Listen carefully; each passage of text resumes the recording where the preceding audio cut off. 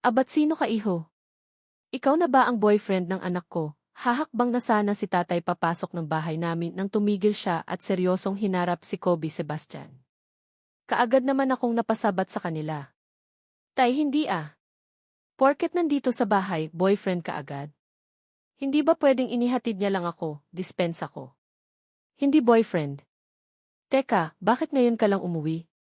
Hindi mo ba alam na kagabi pa kami nag-aalala sa iyo ng nanay mo, seryosong taong ni tatay sa akin? Ganito po kasi iyon tay. Pauwi na sana ako kagabi kaya lang nadisgrasya po ang owner type jeep natin. Nabangan niya kaya ngayon lang ako nakauwi, nakangiti kong paliwanag kay tatay. Nabangga? Paanong nabangga? Siya ang nakabangga, naguguluhang sagot ni tatay sabay duro kay Kobe. Alan, tigil-tigilan mo nga iyang kakaduro mo sa bisita natin. Kasalanan ng anak mo kung bakit siya nabangga. Ang tigas ng ulo sinabi nang huwag ibiyahe ang jeep dahil walang ilaw ayaw makinig. Ayan, nabangga at kasalanan yung dalawa iyan, sabat naman ni nanay. Hindi naman ako makapaniwala sa narinig ko kay nanay. Bisita daw. Kailan pa naging bisita namin si Kobe Sebastian gayong kaya siya nandito sa bahay namin dahil inihatid niya ako. Saka, wala bang balak umalis na ang Kobe na ito? Bakit siya ang may bitbit sa mga ayuda na nakuha ni tatay galing kina Brianna? Ano ka ba, Vicky? Muntik nang mapahamak ang anak natin at ngayon kinakampihan mo pa ang lalaking iyan. Iho, taga saan ka ba? Ikaw ba ang kasama ng anak ko magdamag? Abat baka mamaya kung ano-ano na ang ginawa mo sa anak ko ha? Baka mamaya malaman ko na lang na lumaki na ang tiyan ng anak ko, kung hindi mapapatay talaga kita. Galit ng wika ni tatay kay Kobe. Hindi naman ako makapaniwala sa sobrang advance mag-isip nitong si tatay.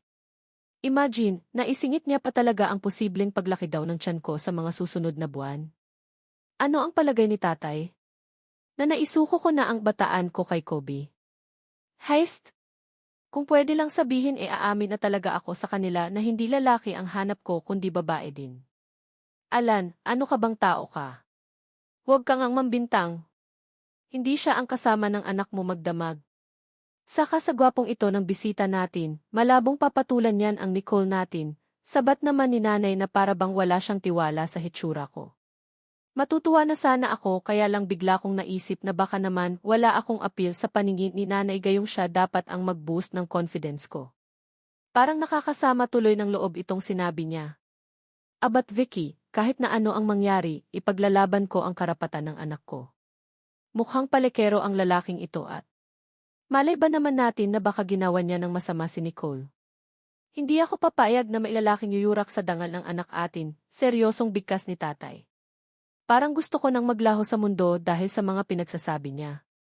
Pinagbibintangan niya si Kobe na nyurakan ang pagkababae ko. Heist? Wala akong kinakampihan. Pero kung talagang may ipinaglalaban ka, sige pumunta ka sa Hacienda Montenegro. Mag-imbestiga ka kung saan napadpad ang sutil mong anak para mapahiya ka, sagot naman ni nanay. At bakit nakarating ang pag-uusap na ito sa Hacienda Montenegro?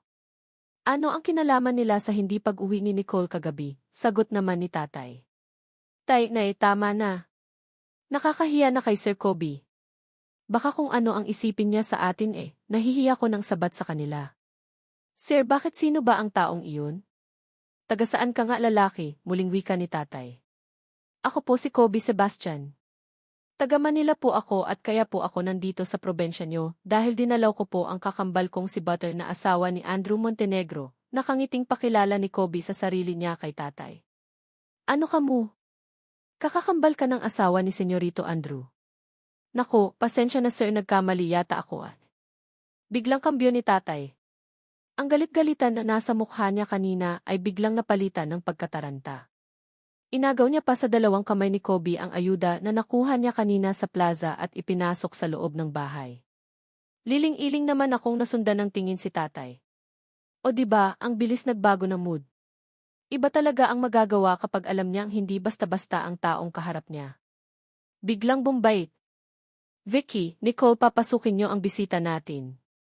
Siguradong pagod iyan, bigyan niyo ng merienda, sigaw ni tatay mula sa loob ng bahay. Napatingin muna ako kay nanay bago ko hinarap si Kobe. Hindi ka ba aalis? Baka hinihintay ka ng parents mo sa hacienda, seryoso kong wika sa kanya. Ayos lang makakapaghintay sila. Isa pa hindi naman sila kaagad aalis eh. Saka hindi ako ang ipinunta nila dito kundi ang kakambal ko, kaya ayos lang na magstay sa inyo ng kahit isang oras, nakangisi niyang sagot sa akin. Nako, mabuti naman kung ganoon iho. Tamang-tama, may mga inihanda kaming mga pagkain na pagsasaluhan natin. Wala naman kaming ibang bisita na ini-expect at mabuti naman at nandito ka. Halika, pumasok ka muna. Tikman mo ang inihanda namin, buong giliw na pagyayaya naman ni nanay kay Kobe na akala mo matagal na niyang kilala si Kobe. Hindi naman ako makapaniwala sa narinig ko kay nanay. Wala daw bisita gayong noong nakaraang buwan pa nila inimbitahan ang grupo ng baklang sila Ate Romina na pumunta dito sa bahay dahil maghahanda daw kami. Heist, grabe na talaga iyan ang bilis nagbago ng isip nila. Heto iho, specialty ito dito sa lugar namin. Tikman mo, excited na wika ni Nana habang inilalapag niya sa harapan ni Andrew ang iba't ibang klaseng pagkain. Samantalang hindi man lang nila ako inofferan ng kahit ano. Nakalimutan yata nila na ako ang anak nila. Nay, baka sumakit na ang tiyan niyan sa kung ano-anong mga pagkain na ino-offer nyo, hindi ko na mapigilan pang sabat. Pareho talaga silang dalawa ni tatay na hindi magkanda-ugaga sa kakaistema kay Kobe. Kung bakit naman kasi hindi pa umalis ang taong ito sa bahay namin. Hindi sana, nakapagpahinga na ako ngayon. Ano ang masasabi mo sa lugar namin, Sir Kobe? Sana dalas-dalasan mo ang pagdalaw mo dito sa lugar namin. Fiesta dito sa lugar namin ngayon at tiyak na mag-enjoy ka, nakangiting wika ni tatay. Parang hindi na talaga ako nag-exist sa paningin nila, kaya yamot akong napatayo. Saan ka pupunta, Nicole? Huwag mong sabihin, iiwan mo ang bisita mo. Nakakahiya, kaagad na tanong ni nanay. Sa wakas, napansin niya din ako. Kwarto po. Magpapalit ng damit, pigil ang inis kong sagot sa kanya. Balak kong pumunta ng kwarto at matulog. Wala akong balak na lumabas para istimahin ang Kobe na iyan. Sila ang nag-invite kaya sila ang mag-istima dahil matutulog ako or di kaya sa bintana ako dadaan dahil tatakas ako. Pupunta ako ng plaza. Tama. Sa plaza tiyak ako na sa mga sandaling ito nasa plaza pa sila Brianna. Nagpromise ako sa kanya na pupunta ako para makatulong kahit ng kaunti kaya ito na ang pagkakataon ko. Ganoon ba? Ayos pa naman ang suot mo. Kailangan ba talagang magpalit ng damit at iwan ang bisita? Kunot noong tanong ni tatay. Opo. Kailangan putay kasi basa po ang likod ko ng pawis. Baka po kasi ubuhin ako, nagsisinungaling kong sagot kay tatay. Paanong mabasa ang likod ko ng pawis gayong aircon ang sasakyan ni Andrew? Saka dito sa loob ng bahay naman binuksan na nila lahat ng electric fan namin, huwag lang mainitan ang bisita nila kuno. Sige, bilisan mo at nakakahiya sa bisita mo, sagot naman ni nanay. Tumango lang ako at hindi na din ako nag-aksaya pa natapunan ng tingin si Kobe. Diretso akong naglakad patungo sa kwarto ko at pumasok sa loob. Pagkapasok ko sa loob ng kwarto, binuksan ko ang bintana at doon nga lumabas. Bungalow type lang naman itong bahay namin at itong bintana ang palagi kong daan kung gusto kong tumakas kina nanay. Kapag may mga importante akong gala kasama sila Ate Romina ito ang naging daanan ko. Pagkalagpas ko sa bintana, maayos kong isinara iyon at mabilis ang hakbang na naglakad patungo sa may kalsada. Sakto naman na may dumaan na tricycle kaya kaagad kong ipinara iyon at nagpahatid sa plaza. Pwede naman na sana lakarin ang plaza kaya lang nagmamadali ako eh. Naghahabol ako ng oras para maabutan ko sila Brianna. Saktong pagkadating ko ng plaza, patapos na din pala sila Brianna sa pamimigay ng mga regalo sa mga kababayan ko. Kitang-kita ko ang tuwa sa mga mata ng mga tao habang bitbit ang mga regalo galing kina Brianna at Jaylord. Hindi ko naman mapigilan ang makaramdam ng sobrang pagiging proud sa kaibigan ko. Kahit nagaano pa siya kayaman ngayon, talagang binalikan niya ang lugar namin para mamigay ng regalo sa mga kababayan namin. Napakabuti ng puso ni Brianna at hanga ako sa kanya. Sobrang swerte niya din sa asawa niyang si Jaylord na hindi ko akalain na mabait naman pala. Akala ko kasi talaga noon salbahe itong si Jaylord kaya hindi ako. Nagdalawang isip na tulungang makatakas si Brianna noon. Iyon nga lang, hindi ko naman maisip na sa sobrang lawak ng connections ni Jaylord at wala pala talagang makakatakas sa kanya. Mabuti naman din ang nagyari. Kitang-kita ko ang tuwa sa mga mata ng best friend ko. Alam kong kontento na talaga siya sa buhay niya ngayon, kaya masayang-masaya na din ako para sa kanya. Nicole D. Wala na sana akong balak na lumapit sa kanila, dahil patapos naman na sila nang mapansin ko na tumitig sa gawi ko si Brianna at tinawag ang pangalan ko. Kumaway pa siya kaya naman wala na akong choice kundi ang lumapit. Napapalibutan si Brianna at Jailord ng ilan sa mga naka-uniform na mga bodyguards at ilan sa mga tauhan ng lungsod, kaya naman hindi din pala basta malapitan ng ibang tao ang kaibigan ko. May ilan sa mga kapulisan din ang nakakalat sa paligid. May mga taong nakatuka sa pamimigay ng mga ayuda sa mga taong nakapila. Nakamasid lang si Brianna at Jailord sa mga nangyayari sa paligid at ngiti ang palaging sagot sa tuwing may nagpapasalamat sa kanila. Mas okay ang ganitong setup dahil safety pa rin ang buntis ang mas importante sa lahat. Kunin mo na iyan, Nicole. Kanina ka pa ba dyan? Nakangiti niyang tanong sa akin, kasabay ng pag-abot sa akin ng assistant niya ng 2 eco bag na puno ng mga groceries. Kaagad naman akong umiling. Naku, ayos na ako, Brianna.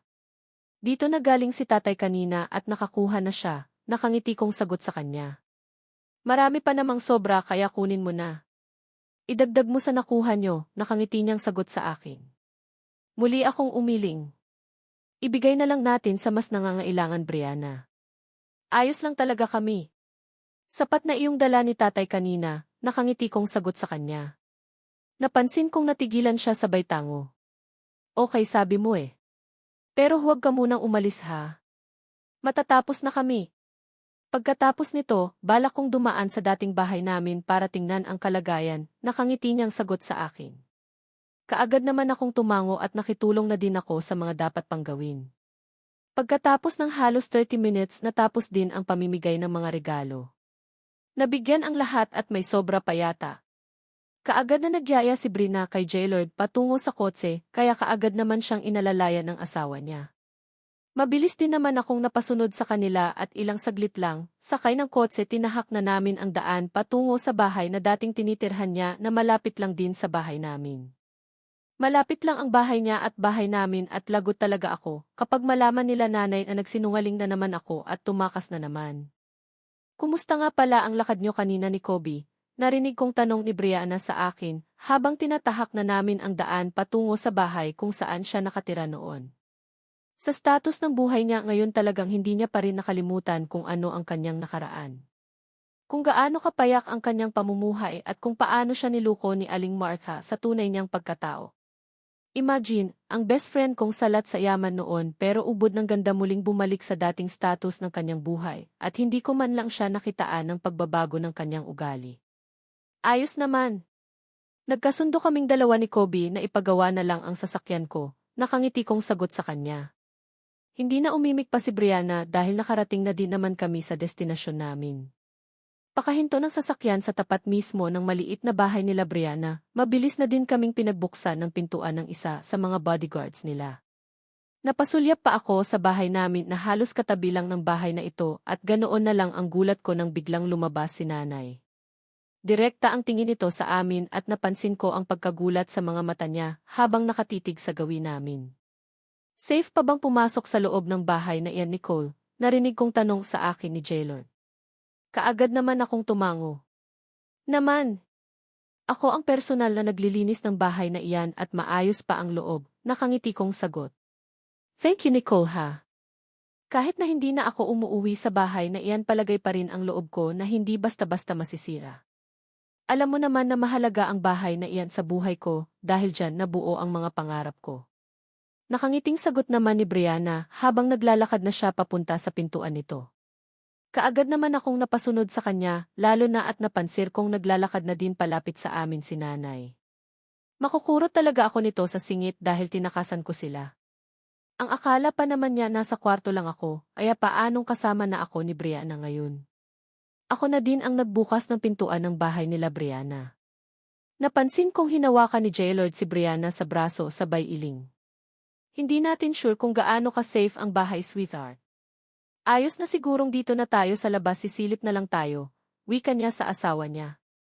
Hindi ko tuloy mapigilan ang makaramdam ng kilig. Sana all na lang talaga na may maalalahaning asawa. Kakainggit ang best friend ko. Halatang mahal na mahal talaga siya ni Jailord Montenegro. Abat biya. Anak, ikaw na ba iyan? Nakangiting sabat naman ni nanay. Tuluyan na nga siyang nakalapit sa amin at kaagad niyang kinumusta si Brianna. Nanay Vicky. Kayo po pala. Kumusta po? Nakangiting bati ni Brianna, kay nanay isabay abot niya sa kamay ni nanay at nagmano. Hindi ko na napigilan pa ang pagguhit ng masayang ngiti sa labi ko. Ngayon ko lubos na napatunayan na napaka-down to earth talaga ng kaibigan ko. Walang pagbabago, siya pa rin ang best friend ko na palagi kong kasama noon. Nako, hay hindi ka na sana nagmano anak.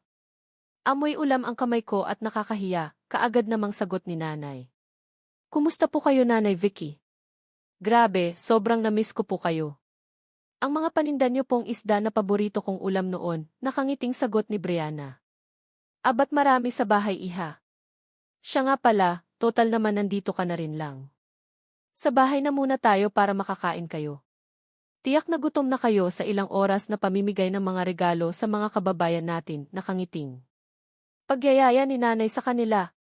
Nga pala Brianna, halika na muna pala sa bahay. Naghanda ng marami sila nanay at isa na doon ang paborito mong kakanin, nakangiti kong pagyayaya na din. Talaga? Sure, what do you think, Jailord? Daan muna tayo sa kanila bago tayo uwi sa hasyenda, nakangiting tanong naman ni Brianna sa asawa niya. Whatever you want, sweetheart. Mas maganda nga siguro na dumaan muna tayo sa kanila para makakumustahan pa kayong dalawa ni Nicole, nakangiting sagot ni Jailord sa asawa niya. Tamang-tama nandyan pa ang pinsan mo, Bea. Si Sir Kobe kainuman gayon ang tatay Alan nyo, nakangiting muling sabat ni nanay. Nay, bakit nyo pinainom? Gulat kong tanong. Lambanog pa naman ang iniinom ni tatay at sanay kaya doon si Kobe. Grabe pa naman makalasing ang alak na iyon sa taong hindi sanay. Talaga po? Nandyan sa inyo si Kobe? Bakit? Umaakyat ba siya ng ligaw sa best friend ko? Nagtatakang tanong ni Brianna na parang isang malakas na tambol sa pandinig ko. Nakakabingi at masakit sa tainga. Hindi ko gusto ang idea na iyon. Ay ewan ko kung umaakyat siya ng ligaw sa Nicole namin. Pero ayos lang din sa amin kung iyan ang pakay niya, nakangiting sagot naman ni nanay. Sa gulat ko kaagad akong napahawak sa kamay ni nanay at hinila na siya patungo sa bahay namin. Nay, anong nanligaw? Ang sagwa ng iniisip niyo, apela ko. Narinig ko naman ang mahinang pagtawa ni Brianna. Feeling ko tuloy naniwala siya sa sinabi ni nanay. Pagkapasok namin sa loob ng bahay, kaagad na sumalubong sa paningin ko ang masayang nag-iinuman na sila tatay at Kobe. Katulad ng iniisip ko kanina, lambanog nga ang tinitira nila at kitang-kita ko na ang epekto noon sa mukha ni Kobe. Namumula na kasi at halatang ilang tagay na lang, malalasing na siya. Aba at may bagong bisita tayo. Upo kayo Senyorito Jailord, Senyorita Brianna, kaagad na sambit ni tatay pagkakita sa aming mga bagong dating. Halata ang pagkataranta sa kilos niya at hindi malaman kung ano ang unahin. Musta po kayo Tatay Alan? Nakangiting tanong ni Brianna kay tatay. Nako, mabuti naman anak. Salamat at bumisita kayo. Upo muna kayo Vicky, Nicole, bigyan niyo ng pinggan sila Senyorito at Senyorita, bigkas ni tatay. Tamang-tama at nandito ka Jailord. May katagay na ako. Ang sarap pala ng alak na ito, narinig ko naman sabat ni Kobe, sabay abot niya kay Jailord ng isang basong mailamang lambanog. Parang gusto ko tuloy kastiguhin si tatay gayong pwede naman sana bumili ng beer sa tindahan, lambanog pa talaga ang pinainom niya kay Kobe. Talagang ang sarap ng mga nakahanda sa mesa niyo Nicole ah. Ang galing talagang magluto ni Nanay Vicky, hindi ko na mabilang pa kung ilang beses nang sinabi ni Brianna ang katagang iyon habang nilalantakan niya ng kain ang kakanin na paborito niya. Pinarisan niya iyon ng pritong maliliit na isda habang ganadong kumakain. Kasalukuyan kaming nakaupo dito sa mesa at nasa harapan namin ang lahat ng mga pagkain na iniluto nila tatay at nanay. Ang asawa niyang si Jailord kasama na si tatay at Kobe na nakaupo sa may sala at tumatagay na din ng lambanog habang nagkikwentuhan.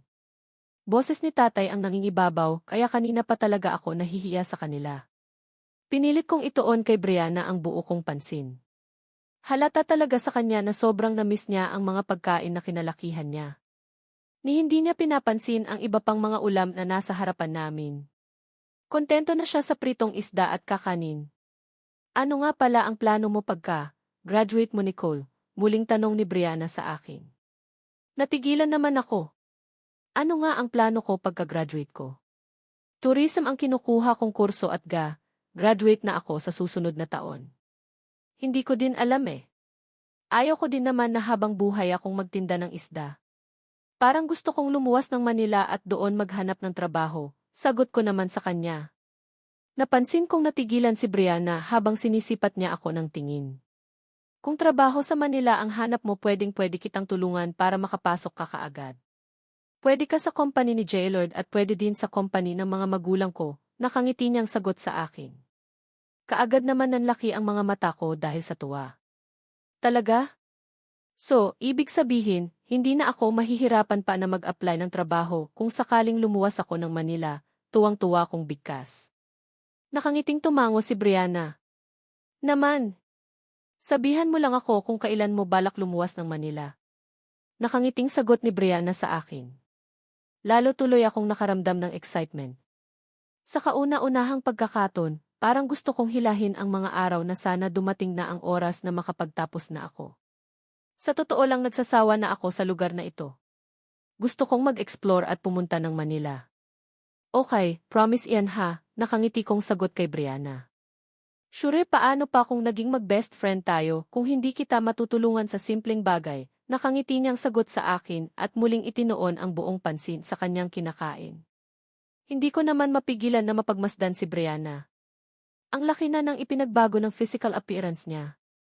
Lalong lumutang ang taglay niyang ganda at halatang alagang-alaga siya ni Jaylord Montenegro. Abala ako sa kakamasid kay Brianna nang marinig ko ang malanding boses ni Ate Romina.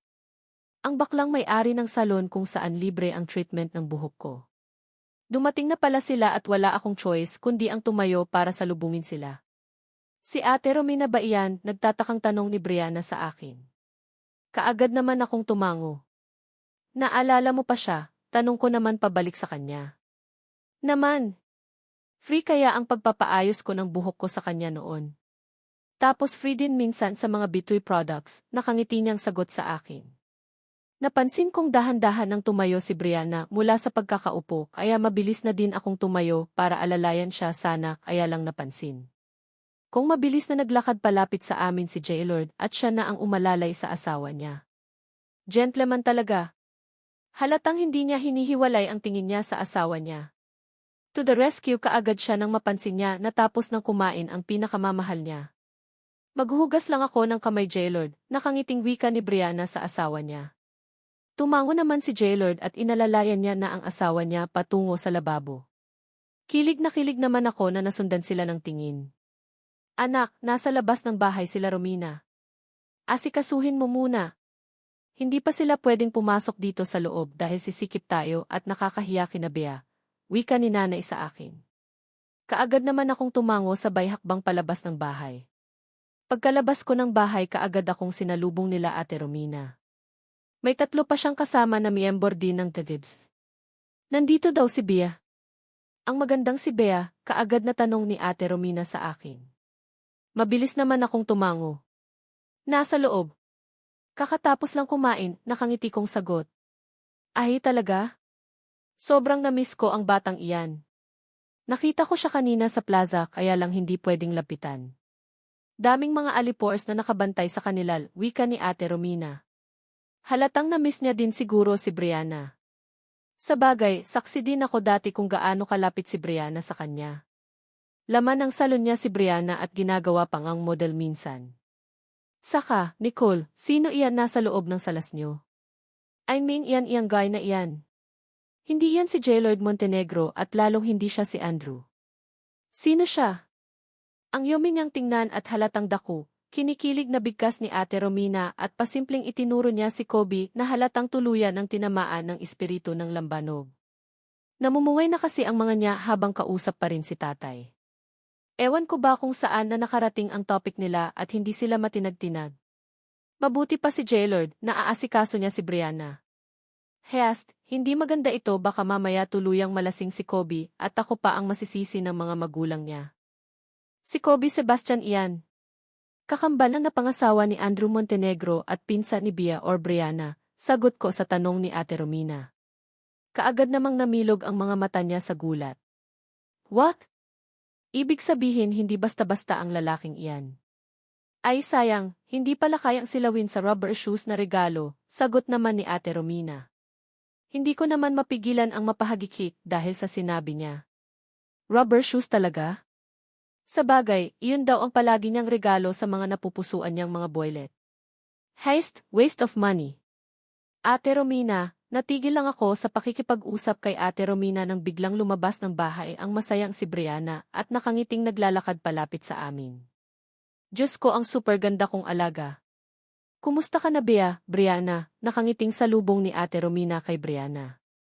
Akmang yayakapin sana niya si Brianna pero nasa likuran si Jaylord na nakaalalay kaya naman dumistansya din siya.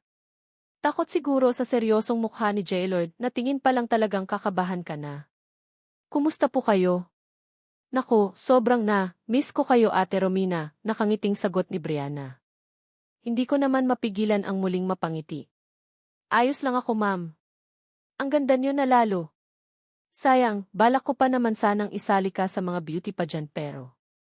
Nagpakasal ka na pala, tuwang-tuwa na sagot ni Ate Romina na nagpatikim kay Jaylord. Nako, hindi ako bagay sa pageant na iyan ate. Tiyak na haharang ang asawa ko. Saka, anong ma'am? Teacher ba ako para tawaging ma'am? Nakangiting sagot ni Brianna kay Ate Romina na maihalong pagbibiro. Hindi ko na mapigilan ang matawa. Wala na, lumabas na naman ang dating ugali ng isang Bea na Brianna sa totoong buhay. Napansin ko ding bahagyang napangiti ang asawa niyang si Jaylord siguro dahil sa pagiging witty ng kabiyak niya.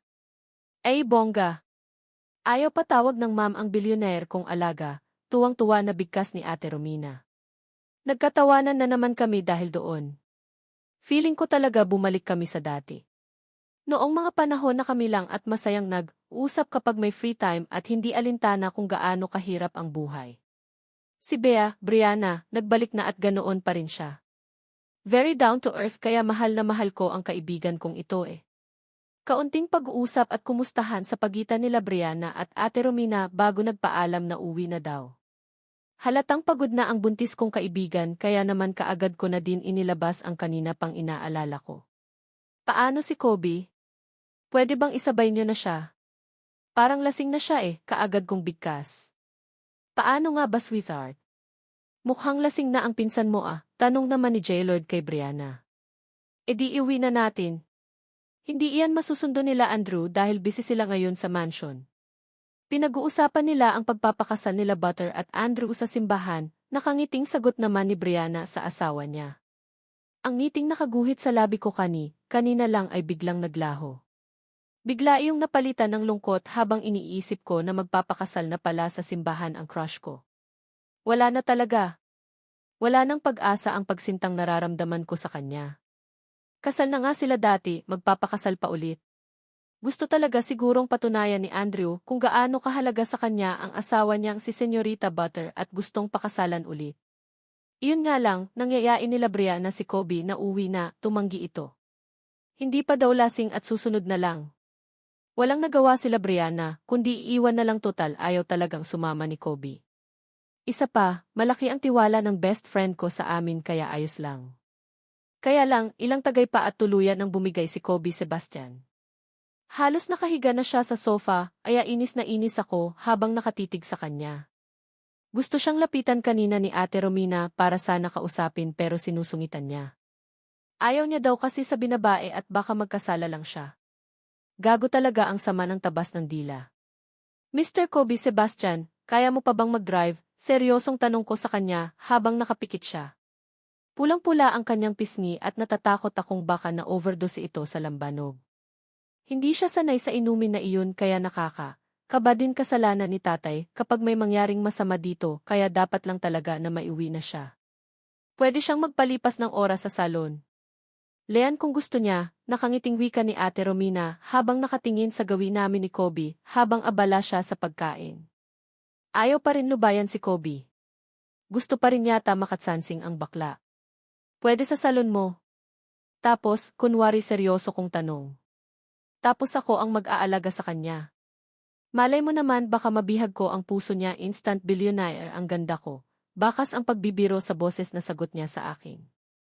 Hindi ko naman mapigilan ang sarili ko na irapan siya. Wow ha, ang taas ng lipad ng bading na si Ate Romina. Baka imbes na makabingwit siya ng bilyonaires, baka mamaya maisalvage siya ni Kobe nang wala sa oras. Hindi na. Ako na ang bahala sa kanya. Uwi siya ng Hacienda Montenegro sa ayaw at gusto niya. Yamot kong sagot. Kainis, fiestang fiesta pero kinukuha ng Kobe na ito ang aking oras. Feeling ko sa kanya na lang umiikot ang oras ko ah. Simula nang nakilala ko siya puro na lang konsumisyon ang napapala ko sa kanya. Hindi na kayang mag-drive niyan. Baka mamaya mapahamak ang batang iyan. Ipagamit mo muna ang kwarto mo anak, sabat naman ni nanay sa usapan namin. Kaagad naman akong umiling. Nay, walang aircon sa kwarto ko. Lasing siya at kailangan niyang makauwi ng hasyenda para maalagaan siya ng mga kapamilya niya. Nasa Hacienda Montenegro din ang mommy at daddy niya at baka malalagot tayo kapag hindi makauwi si Kobe. Baka mapagbintangan pa tayo na kinidnap natin ang anak nila, exaggerated kong sagot kay nanay. Affected naman dahil biglang rumihistro ang pag-aalala sa mukha ni nanay. Hindi ko tuloy mapigilan ang makaramdam ng tuwa. Iyan tao kaunting panakot lang pala at papabor din sa akin ang kapalaran. Kaunting tiis na lang at sisiguraduhin kong hindi na ako maisturbo ng Kobe na ito. Liwas na talaga ako sa kanya dahil wala talagang magandang maidulot sa akin ang paglalapit-lapit niya sa akin. Pinagtutulong-tulungan namin na maisakay si Kobe Sebastian sa passenger seat ng kanyang kotse dahil ako na lang ang mag-drive. Buti na lang marunong akong mag-drive kung hindi baka matingga talaga ang Kobe na ito sa bahay namin na ayaw kong mangyari. Gusto kong maglaho na siya sa paningin ko dahil tapos naman na ang obligasyon niya sa akin. Nasa talyer na ang owner-type jeep ko at siya ang sasagot sa lahat ng gastusin. Wala na talagang dahilan para lalapit-lapit siya sa akin at mag-usap kami ng mga walang kwentang bagay. God, ang ganda ng kotse niya. Sure ka ba na kaya mong i-drive yan, Nicole? Baka mamaya mabangasan iyan at makapagbayad ka pa ng malaki. Saan tayo kukuha ng pera porita nga tayo diba? Narinig kong sambit ni Ate Romina habang ikinakabit ko na ang seatbelt ni Kobe. Kaya ko. Magaling naman akong mag-drive kaya ipagpalagay nyo ang kalooban nyo. Hintayin nyo ako sa pagbalik at inuman tayo. Sabay na din tayong pumunta ng plaza mamayang gabi para sa sayawan. Malakas ang fighting spirit na sagot ko bago ako naglakad patungo sa may passenger set ng sasakyan at sumakay. Sa totoo lang, natatakot din naman akong i-drive ang kotse nitong si Kobe. Sanay ako sa kakarag-karag na sasakyan. Marunong akong mag-drive gamit ang automatic at manual na sasakyan kaya lang syempre ibang usapan na kapag sports car ang gamit ko. Kaagad kong in-start ang makina ng sasakyan at tinuduhan ang aircon. Nakapikit na si Kobe at halatang lasing talaga. Wish ko lang na sana makarating kami ng maayos sa Hacienda Montenegro. At sana lang hindi ako masisisi ni Senyorita Butter at ng mga magulang nila na umuwing lasing ang kakambal niya. Paalam, sigaw ko pa kina Ate Romina bago ko pinaarangkada ang sasakyan paalis. Buong ingat akong nag-drive hanggang sa makalabas sa tinahak na namin ang daan kung saan ilang mga sasakyan na lang ang mga nakakasabay ko. Stop the car. Nasusuka ako, narinig kong sambit ni Kobe, kaya wala sa sariling napasulyap ako sa kanya at ganoon na lang ang gulat ko nang mapansin ko na may malay na siya. Iyon nga lang nakatakip ang isang palad niya sa kanyang bibig na para bang nagpipigil siyang magsuka. Dahil puro damuhan naman ang nasgilid ng kalsada at wala namang sasakyan sa likuran namin, mabilis kong inapakan ang brake ng kotse at pinahinto iyon. Shit, pigilan mo! Huwag kang magkalat dito sa loob ng kotse kung hindi na talaga kita ihahatid. Nakakadiri kaya kapag amoy suka ang loob ng sasakyan, kaagad kong bigkas at mabilis na binuksan ang pintuan sa gawi ko at lumabas. Umikot ako patungo sa gawi kung saan nakaupo siya at pinagbuksan siya ng pintuan. Susuray-suray naman siyang lumabas at mabilis na naglakad sa may damuhan at sumuka ng sumuka. Hindi ko naman malaman kung ano ang gagawin ko habang nakatingin lang sa kanya. Ano nga ba ang pwede kong maitulong sa kanya? Hahaplusin ko ba ang likod niya para ipadama sa kanya na hindi siya nag-iisa? Or kakausapin ko ba siya para sabihin na ayos lang ang lahat at kaya niya? Ay ewan. Bahala siya. Awkward iyong mga naisip ko dahil hindi naman kami close. Siguro kung magkaibigan kami or girlfriend niya ako pwede kong gawin iyon.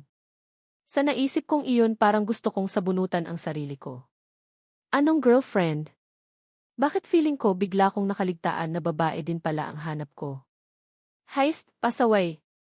Para namang hindi pa ako sanay sa ugali ng Kobe na iyan. Masama talaga ang ugali at asal ewan. Bahala siya, sumuka lang siya ng sumuka hanggang sa lumabas ang bituka niya. Tanga eh. Parang hindi professional na tao.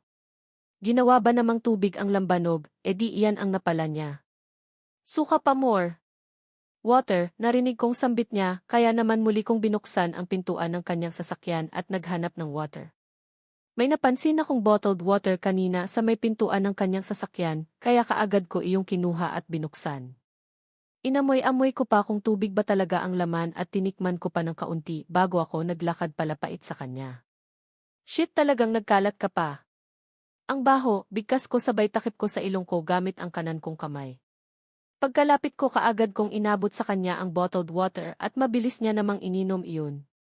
Pagkatapos niyang uminom ng tubig, humakbang siya ng ilang beses bago siya napaupo sa damuhan. Sobrang pag-aalala ko mabilis ko naman siyang dinaluhan. Kaya pa ba? May masakit ba sa iyo? Iyan, inom pa more, naiinis kong bigkas. Napansin kong namumungay ang mga matang tumitig siya sa akin kasabay ng pagngisi. Nag-aalala ka? Girlfriend na ba kita? Seryosong bigkas niya. Kaagad ko naman siyang inirapan. Hiyahe. Ewan ko sa iyo. Tumayo ka na nga dyan. Sumakay ka na ng kotse dahil aalis na tayo. Hinihintay na ako ng mga kaibigan ko sa bahay namin at kailangan ko na din makauwi. Naiinis kong bigkas sabay halukit-kit. Lesbian ka ba talaga? Siguro kung matikman mo ang sarap ng sex, magbabago din ang isip mo. Magiging babae ka din lalo na kapag matikman mo ako, nakangisi niyang bigkas. Kaagad namang naniningkit ang mga mata ko sa sobrang inis. Nalasing lang naging manyakis na. Heist? Kalma Nicole. Hindi niya alam kung ano ang mga sinasabi niya dahil lasing siya. Talo ako kung patulan ko siya dahil mayaman ang taong ito at baka ako pa ang lumabas na masama. Tumayo ka na nga dyan. Aalis na tayo, imbes na patulan ang kamanyakan na lumalabas sa bibig niya mabilis kong siyang nilapitan at hinawakan sa braso. Inalalayan ko siyang makatayo at dahil cooperative naman siya hindi na ako nahirapan. Nakaalalay pa rin ako sa kanya hanggang sa makasakay ulit siya ng kotse niya. Katulad kanina, sa passenger seat siya at ako naman sa driver's seat. Ikabit mo muna iyang seatbelt mo, pautos kong bigkas sa kanya ng akmang magdadrive na sana ako. Kaya lang hindi siya umimik at nang tingnan ko siya ulit, nakapikit na ang kanyang mga mata at parang walang narinig. Malakas akong napabuntong hininga at kaagad iinabot ang seatbelt para sana ikabit sa kanya, pero nagulat na lang ako nang mahigpit na lumingkis ang braso niya sa baywang ko. Kinabig niya ako payakap sa kanya na para bang stuffed toys na naging dahilan kaya dumikit ang katawan ko sa katawan niya. Teteka! Hoy! Pakawalan mo nga ako. Naiinis kong bigkas habang patuloy akong nagpupumiglas makawala lang mula sa bisig ni Kobe Sebastian. Lasing siya pero bakit ang lakas niya? First time itong nangyari sa tanang buhay ko na mailalaking biglang yumapos sa akin. Nakakakaba pala at hindi ko maipaliwanag kung ano ang nararamdaman ko. Kumakabog ang dibdib ko na ewan at isa lang ang gusto ko sa ngayon, gusto kong makawala sa kanya. Tirik na tirik ang araw sa kalangitan at baka may kung sinong makakakita sa amin. Isa palasing ang taong ito at baka mapagkamalan pang ako ang nag-take advantage sa kahinaan niya. Mr. Sebastian, umayos ka ha? Umaayos ka, naiinis kong bigkas at buong puwersa na dumaos-dos pa ibaba niya para makawala lang sa pagkakayapos niya. Malabakal yata ang braso ng taong ito at hindi matinagtinag. Iyon nga lang nagkamali yata ako sa desisyon kong iyon dahil napunta naman ang mukha ko sa maihita niya. Nasubsob ako doon at huli na nang ma-realized ko kung gaano kasagwatingnan ang posisyon namin ngayon.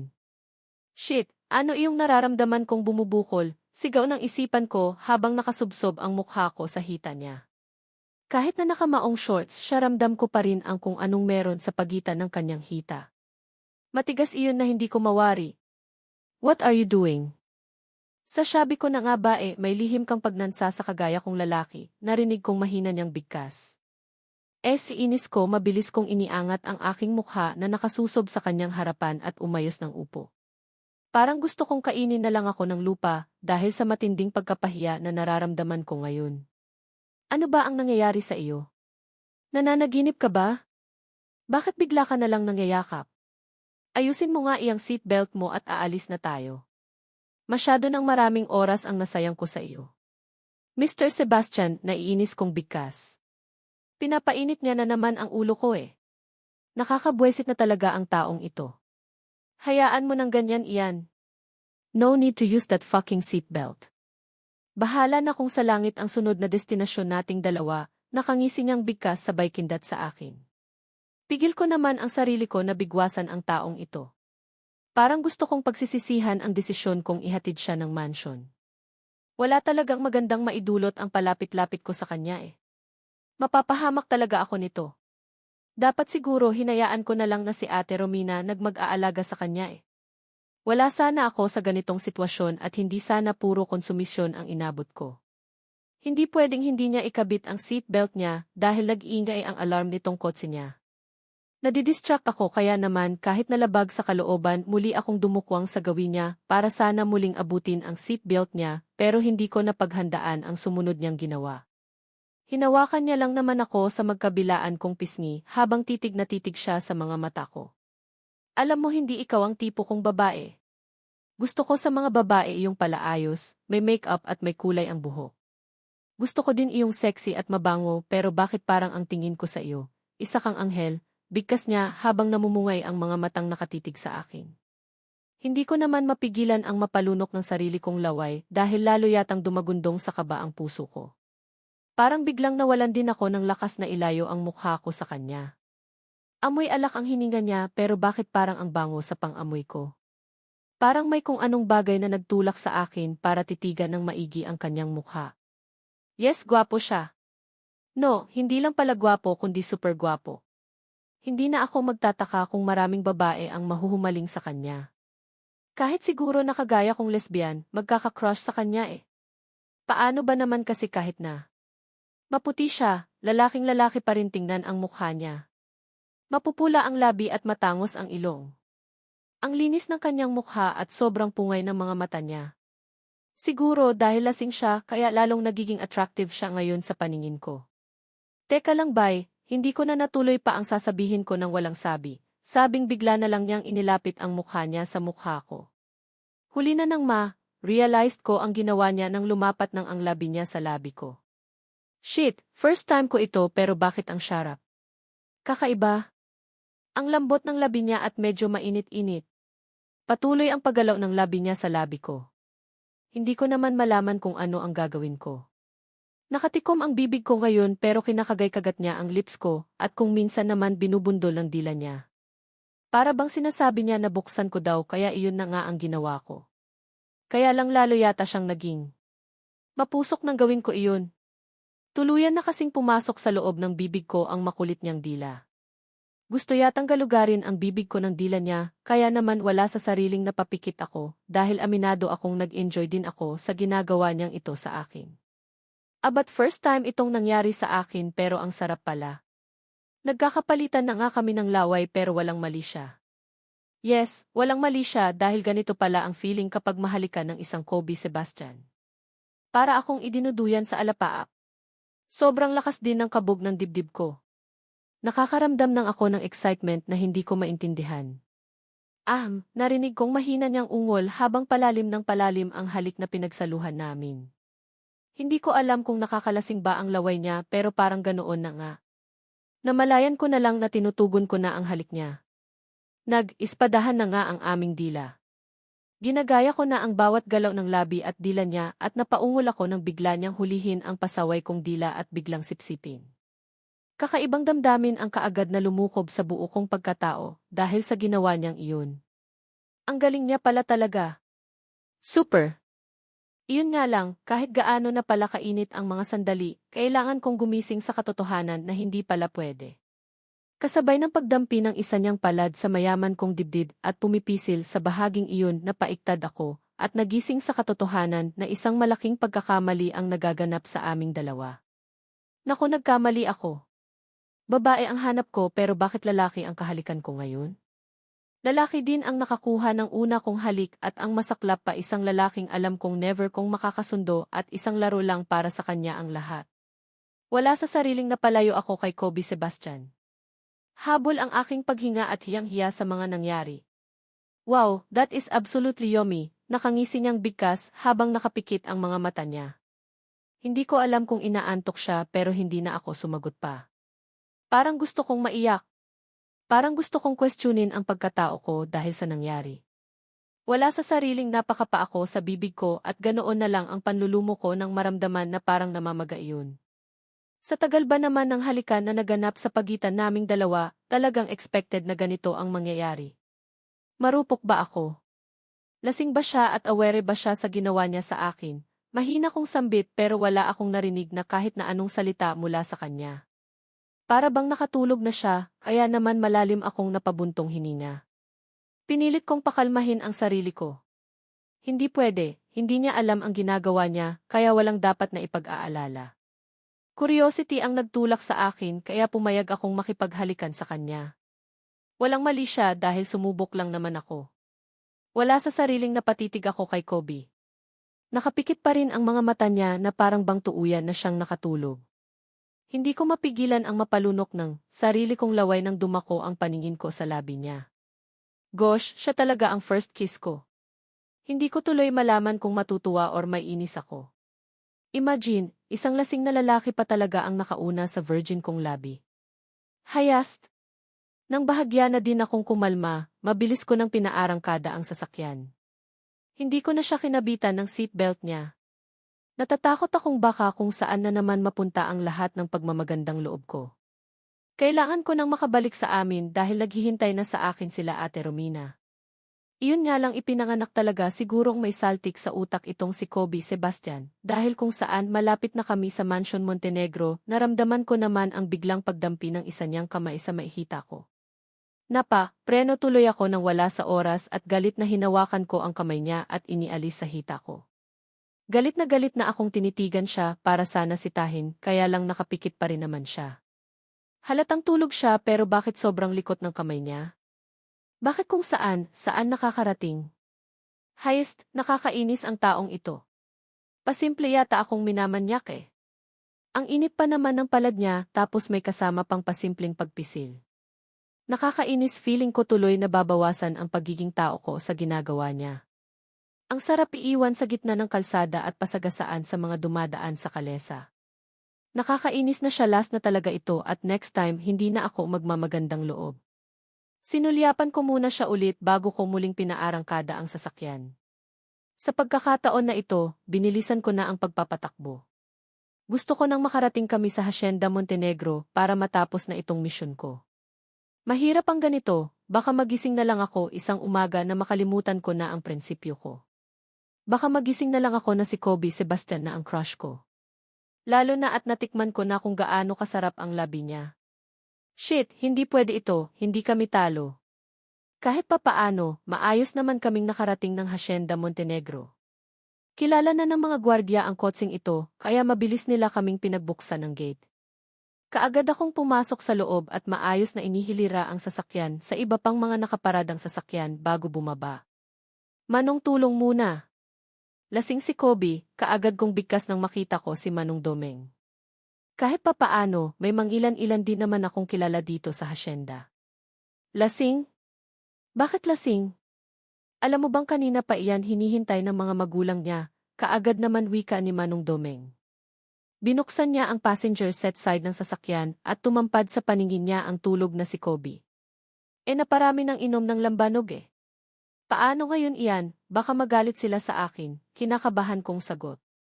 Kasalanan talaga ni tatay ito eh. Kung hindi niya sana niyaya itong si Kobe sa inuman, hindi sana ito malalasing at wala sana ako sa ganitong sitwasyon. Nandito na ba si Kobe? Anong nangyari sa kanya? Napapitlag ako nang marinig ko ang seryosong boses na iyon. Ang mommy ni Kobe. Ano po ma'am, nalasing po sa lambanog, kinakabahan kong sagot habang nakayuko akong humarap sa kanya. Feeling ko kasi talaga sobrang laki ng kasalanan na nagawa ko. Feeling ko talaga, kargo ko si Kobe dahil nagmagandang loob lang naman siya na ihatid ako sa bahay namin kanina tapos umuwi siyang lasing ngayon. Ganoon ba? Pasaway talaga ang batang iyan. Akala mo naman kabisado niya ang lugar na ito at nagawa pa talagang maglasing. Teka, ikaw yung may-ari na sasakyan na nadisgrasya ng anak ko, sagot niya naman sa akin. Alanganin naman akong tumango. Nasa talyer na po ang sasakyan ko, ma'am. Salamat po, nahihiya kong bigkas. Kakausapin ko na lang si Andrew regarding that matter. Babalik na kami ng Manila bukas at sila ng bahala ni Butter ang mag-monitor sa lahat dini mga expenses na dapat bayaran hanggang sa may ayos ang sasakyan mo. Seryosong bigkas niya sa akin. Nahihiya naman akong tumango. Napaka-formal niya kasi ngayon.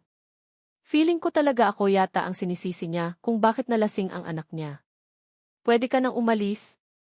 Salamat sa paghatid kay Kobe. Kami na ang bahala sa kanya, muling bigkas niya. Nahihiya akong tumango at pasimple kong sinulyapan ang wala pa ring malay na si Kobe Sebastian bago tuluyang umalis. Babalik na pala sila ng Manila bukas at ito na din ang last na pagkikita namin. Ayos na din, sa wakas mawawala na din ang asungot sa buhay ko. Bakit parang malungkot ang Disney princess? Naihatid mo na ba si Kobe Sebastian? Kumusta? Nakangiting kaagad na tanong sa akin ni Ate Romina pagkarating ko ng bahay. Mukhang inabangan niya talaga ako dito sa labas ng bahay para tanungin sa walang kwentang bagay. Mabilis akong naglakad papasok ng loob ng bahay at kumuha ng baso at nagsalin ng lambanog. Tinungga at naupo sa sofa. Nasaan sila nanay at tatay? Imbes na ang tanong ni Ate Romina ang sagutin ko, sila nanay at tatay ang kaagad kong hinanap. Nasa kwarto, nakangiting sagot ni Ate Romina. Naupo din siya sa harapan ko habang hindi inaalis ang pagkakatitig sa akin. Anong nangyari sa iyo? Sa labi mo? Bakit parang may something, nagtatakang? Muling tanong niya. Kaagad naman akong napaiwas ng tingin sa kanya at hindi malaman kung ano ang isasagot. Alangan naman sabihin ko sa kanya na sinipsip ni Kobe malalagot ako. May allergy yata akong nakain. Ewan ko, teka, bakit ang daming tanong? Inuman na, bigkas ko at bahagyang itinaas ang basong hawak ko at diretsong tinungga ang laman. Ewan ko ba parang gusto ko yatang maglasing ngayon. Malungkot ako na hindi ko mawari. Basta, parang gusto kong magpakalunod muna sa alak para mag-enjoy naman ako.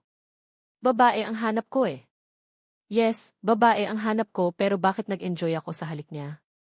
Bakit habang pauwi ako kanina bigla ko siyang na-miss na nalulungkot akong isipin na babalik na pala sila ng Manila kinabukasan? Ganoon lang ba iyon? Pagkatapos ng lahat-lahat, goodbye na? Heist, ang saklap. Alak pa, walang gana kong bigkas at muling nagsalin sa baso ko. Napansin kong natigilan si Ate Romina habang pinagmamasdan niya ako. Hindi na din siya umimik pabagko sinabayan niya na ako sa pag-inom kaya ilang saglit lang binuksan ko na ang malaking speaker dito sa loob ng salas at pinatugtog iyon. Nagsayawan na kami. Lasing na at kapag lasing na walang sino man ang makakapigil sa amin. Para kaming mga tangang umiindak sa saliw ng tugtugin. Ay, bongga. Lasing na kaagad si Nicole, narinig ko pang sambit ni Ate Ronin. Gagibik din siya at kasama ni Ate Romina kanina pa. Isa din siya sa mga trabahador ng salon. Broken-hearted yata kaya hayaan na natin, narinig kong bigkas ni Ate Romina pero hindi ko na pinansin pa. Hindi naman ako broken-hearted. Malungkot lang talaga ako. Hindi na namin namalayan pa ang pagkalat ng dilim sa labas. Gabi na at habang lumalalim ang gabi lalo kaming nag-enjoy. Walang makakapigil sa amin at walang magrereklamo sa ingay namin dahil fiesta nga diba? Kahilang at hindi na naisip pa ang hangover kinabukasan dulot ng pag-inom ng maraming alak. Hindi ko na namalayan pa ang paglipas ng oras. Basta nagising na lang ako kinabukasan na sobrang tahimik na ng paligid. Nakahiga ako dito sa sofa habang ang mga kainuman ko kagabi kanyang pwesto na sa malamig na semento ng sahig sa sala. Ouch, shit, sakit ng ulo ko, mahina kong daing habang dahan-dahan na bumabangon. Iyan, alak pa more. Mana ka talaga sa tatay mo, narinig kong mahinang sambit ni nanay. Napatingin ako sa kanya at napansin kong abala siya sa kusina. Nagpapainit yata ng tubig. Anong oras kami natapos kagabi, Nay? Nagtataka kong tanong sa kanya. Ikaw, Nicole, pinayagan kitang uminom kahapon pero hindi ka na pwedeng uminom ngayon. Kababae mong tao, mga bakla iyang kasama mo, sagot niya sa akin. Hindi ko naman mapigilan ang mapakamot ng ulo. Grabe si nanay, napakamapanghusga. Liban kay Brianna, napansin ko din na puro nga pala nasa dabigigi ang mga friends ko. Ano ngayon, mas masaya kasi silang kasama kaya siguro feeling ko, hindi na ako iba sa kanila. Nay naman, huwag muna ngayon. Baka mamaya may gising na sa kanila at sumama pa ang loob sa iyo. Bigkas ko habang sapo ko ang ulo ko. Para kasing binibiyak ang bungo ko sa sobrang sakit eh. Ewan ko sa iyong bata ka. Umayos ka ha, naiinis na sagot niya sa akin at muling itinoon ang buong atensyon sa ginagawa niya. Nay, gusto ko ng kape, malambing kong sambit. Gusto ko ng mainit na kape para mahimasmasan ako. God, parang hindi na talaga siguro ako inom. Ang sakit ng ulo ko. Nasa ganoon akong ayos nang makarinig ako ng sunod-sunod na busina ng sasakyan sa labas. Wala sa sariling napatingin ako kay nanay na nakatitig na din pala sa akin. May tao yata sa labas. Magsuklay ka muna at labasin mo dahil isasalin ko pa ang tubig sa termos, pautos na bigkas niya sa akin. Kakamot-kamot ng ulo na wala sa sariling tumayo ako at mabilis na lumabas ng bahay. Kaagad na tumampad sa paningin ko ang isang familiar na sasakyan. Dahan-dahan na bumukas ang pintuan at ganoon na lang ang gulat ko nang lumabas ang nakaporma na si Kobe.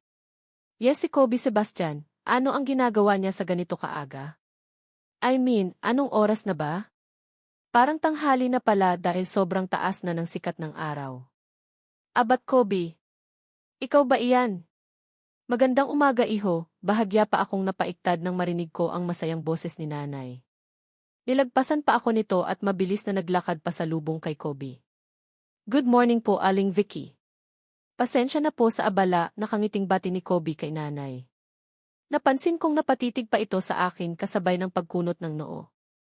Hindi ko naman malaman kung ano ang gagawin ko lalo na at hindi ko alam kung ano ang hitsura ko ngayon. Yes, ano nga ba ang hitsura meron ako? Kakabangon ko lang pala ng higaan na hindi ko man lang nakita ang sarili kong hisura sa salamin. Ano nga ba ang hitsura ko ngayon? Gosh, kailangan ko nga palang pumasok ulit ng bahay para makapaghilamos man lang muna. Tama iyon ang gagawin ko at akmang papasok na sana ako ng loob ng bahay nang muli kong marinig ang boses ni Kobe Sebastian. Dumaan lang po ako para sana makausap si Nicole tungkol sa owner-type jeep niya, sambit niya. Ay, ganoon ba? Kung ganoon pumasok ka muna ng bahay iho. Makapagkape man lang sana, sagot naman ni nanay. Hihirit pa gayong may natutulog pa sa sala. Alangan naman gisingin namin sila Ate Romina para mapagbigyan lang ang Kobe na ito. No. No. Naku, wag na po Aling Vicky. On the way na po kasi ako pa, Manila at dumaan lang po talaga para sana makausap si Nicole, narinig kong sagot ni Kobe. Hindi ko naman malaman ang gagawin ko. Hindi pa ako ready na makaharap siya Lalo na at walang suklay, walang mumog at walang hilamos ang hitsura ko ngayon. And worst, amoy lambanog pa yata ako. Ganoon ba? Sige iho, kung hindi na kita mapilit ayos lang. Teka Nicole, lumapit ka nga din. Gusto ka daw makausap ni Kobe tungkol sa sasakyan, narinig kong sagot ni nanay at iyon na nga. Tinawag niya na ako para lumapit sa kanila. Nagdadalawang isip naman ako kung lalapit ba or hindi. Hindi maayos ang kalagayan ko at hindi ko yata carry na makita ako ni Kobe sa ganitong sitwasyon. Nakakahiya. Baka lalong ma-turn off sa akin ang tao. Saka, bakit pa siya dumaan gayong sinabi na sa akin ng mommy niya kahapon na si Andrew na ang bahala sa owner-type jeep ko? Inaasahan ko na hindi na kami magkikita ulit ni Kobe, lalo na at nasa period na ako ng paglimot dulot ng halik na pinagsaluhan namin kahapon. Yes, ang halik. Aware kaya siya? Alam niya kaya? Pero parang hindi naman. Lasing siya at kapag lasing ang isang tao, hindi na alam kung ano ang ginagawa. Puntahan mo na at nagmamadali daw. Yayain mo ulit sa loob ng bahay at ipagtitempla ko siya ng kape. Muling wika ni nanay kasabay ng pagkalabit niya sa akin. Kung saan-saang dimensyon na naman yata nakarating ang isipan ko at hindi ko na namalayan pa ang paglapit niya sa akin. Nasundan ko pa nga ng tingin si nanay hanggang sa makapasok siya sa loob ng bahay.